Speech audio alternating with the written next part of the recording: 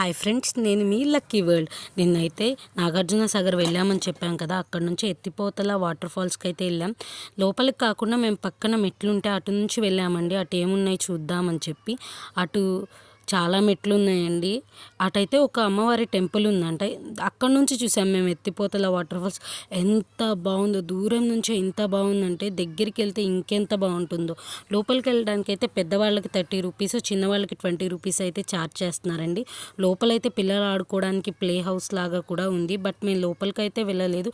ఇలా వేరే రూట్ నుంచి అయితే దూరం నుంచి చూసామన్నమాట. దూరం నుంచి కూడా చాలా బాగుందండి చూడ్డానికి. ఇటు సైడ్ మేము ఎందుకు వచ్చామంటే, ఇటు సైడ్ కూడా ఏదో అమ్మవారి టెంపుల్ ఉందంటే లోపల చూద్దామని అయితే వచ్చామన్నమాట. అక్కడ మెట్లు దిగుతున్నప్పుడు మాకు ఇట్లా వాటర్ ఫాల్స్ అయితే కనిపించినాయి. ఎలాగో ఇక్కడ నుంచి చూసాం కదా, లోపలికి ఇంకా 30 రూపీస్ పెట్టుకొని చూడడం ఏముంటుంది.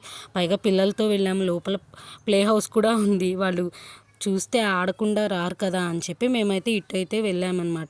మనం వెళ్తుంటే మనకి చిన్న ఆంజనేయ స్వామి టెంపుల్ అయితే కనిపిస్తుంది. ఇది చాలా చాలా చాలా పురాతనమైన టెంపుల్ అండి.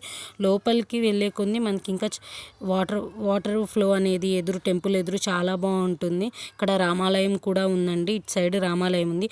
పైకి మెట్ల ద్వారా వెళ్తే పైన అమ్మవారి టెంపుల్ ఉంది అండి. అమ్మవారి టెంపుల్, విష్ణుమూర్తి పడుకున్నట్టు ఏదో టెంపుల్ ఉందంట. బట్ మేమైతే లోపలికి అయితే వెళ్ళలేదు. ఈసారి వెళ్తే ఖచ్చితంగా చూపిస్తాను. ఇదిగోండి ఆంజనేయ స్వామిని క్లోజప్లో చూపిస్తున్నాను చూడండి.